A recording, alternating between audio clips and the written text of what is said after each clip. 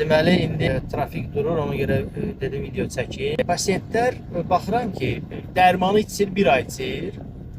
Bir aydan sonra dərmanı kəsir. Bəziləri deyir, yaxşı idim dərmanı, ona görə fikirləşdim ki, kəsim. Bəziləri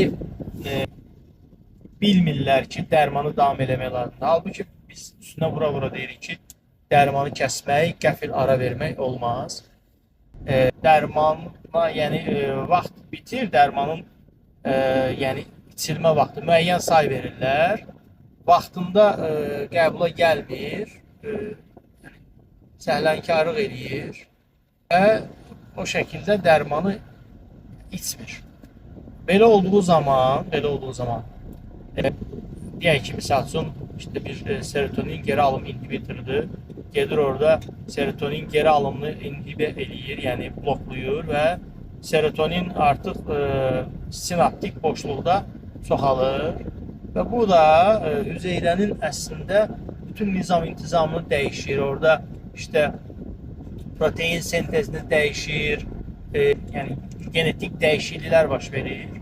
Reseptorlar belə deyim də, əvvəllər sinaptik boşluqda 5 dənə, 10 dənə serotonin var etsə, artıq indi 100 dənə serotonin var və bu reseptorlarda bu serotonini tutmaq, o mesajı almaq üçün çoxalırlar. Buna İngilis dilində upregulation deyirlər və biz onu qəfil kəsdiyimiz zaman həm reseptorlar çaşır qalır ki, bəs bu necə oldu və azalmağa başladılar bu səbəb. Buna down regulation deyirlər.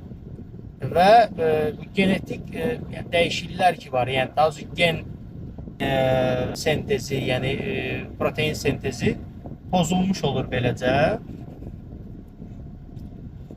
Və biz yəni lor dildə desək hüceyrəni çaşdırmış oluruq və bu əslində bir çox hallarda şikayətlərin geri gəlməsinə, çünki bu dəyişikliklərin qalıcı olmağı üçün, hüceyrələrin özlərini bərpa eləməyi üçün minimum 6 ay lazım. Biz 6 ay sonra bilə bilirik ki, bu hüceyrələr özlərini bərpa eləyiblər, yoxsa eləməyiblər. Yəni biz bu müalicəni 6 aydan daha uzun davam elətdirək, yoxsa daha qısa davam elətdirək.